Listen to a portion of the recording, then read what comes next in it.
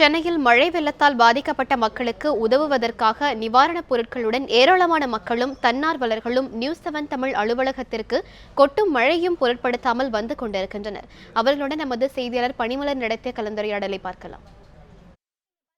நிறைய பேர் இருக்கிறாங்க. இங்கே இளைஞர்கள் வந்து கூடியிருந்து அவங்களுடைய சொந்த வாகனத்தில் வந்திருக்கிறாங்க. ஏன்னா இங்கே வாகன பற்றாக்குறை இருக்குது. மழை பெய்கிற இடத்திற்கு கமர்ஷியலான வாகனங்கள் வர்றதுக்கு தயங்குறாங்க. அப்படி இருக்கக்கூடிய சூழ்நிலையில் கூட அவங்களுடைய சொந்த வாகனங்களில் பெட்ரோல் போட்டுட்டு அவங்க நேரடியாக வந்து நிறைய இளைஞர்கள் வேலை செஞ்சுக்கிட்டு இருக்கிறத நம்மளால் பார்க்க முடியுது.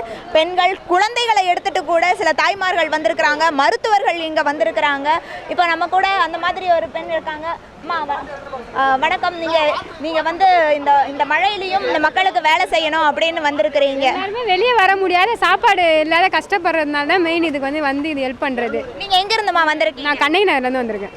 சரி, இப்போ நீங்க அந்த பகுதியில இருந்து ஏற்கனவே அந்த பகுதியுமே கொஞ்சம் தண்ணியால பாதிக்கப்பட்டிருக்கு. சம்பரம்பாக்கம் ஏரி ஃபுல்லா இருக்கிற தண்ணி ஃபுல்லா அந்த பக்கம் தான் வந்திருக்கு. இப்போ அங்க எந்த அளவுக்கு நிவாரண பணிகள் நடந்துட்டு இருக்குது? அங்க இன்னும் எதுவுமே வரவே இல்லை. அதுக்காக தான் நாங்க மெயின் ஸ்டெப் எடுத்து அங்க இருக்கிறவங்களே தான் வந்திருக்காங்களே. அங்க இருக்கிறவங்களே தான். எத்தனை பேருமா வந்திருக்கிறீங்க? நாங்க 4 பேர் வந்திருக்கோம். நீங்க உங்களுடைய வாகனத்திலேயே வந்திருக்கீங்க?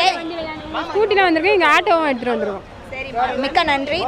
இப்போ இங்கே பார்த்தீங்கன்னா ரொம்ப இந்த மழையெல்லாம் சுத்தமாக பொருட்படுத்தாமல் எவ்வளவு பிஸியாக இவங்க வந்து இந்த பணி செய்யறதுல, சமூக பணி செய்யறதுல, வெள்ளத்தால் பாதிக்கப்பட்ட மக்களுக்கு நிவாரணம் வழங்குறதுல எந்த அளவு பிஸியாக வேலை செஞ்சுக்கிட்டு இருக்காங்க அப்படிங்கிறத பார்க்க முடியுது.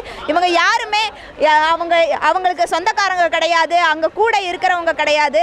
அப்படி இருக்கக்கூடிய சூழ்நிலையிலையும் அவங்க தன் முனைப்பெடுத்து அவங்களாவும் பொருள் கொண்டு வந்திருக்கிறாங்க. இங்கே வந்திருக்கிற பொருட்களை, இங்கே அனுப்பியிருக்கிற பொருட்களை எடுத்துட்டு போகிறதுக்கும் அவங்க உதவியாக இருக்கிறாங்க. இப்போ தன்னோட சொந்த வாகனத்தில் இங்கே வந்து மற்றவங்களுக்கு உணவு கொடுக்கணும் அப்படிங்கிறதுக்காக வாகனத்தை எடுத்துகிட்டு வந்திருக்காரு. அவர் தானே வந்து பெட்ரோல் போட்டுட்டு தான் இந்த வண்டியை ஓட்டிக்கிட்டு இருக்காரு. இவருக்கு யாரும் பணம் கொடுக்கறதில்ல.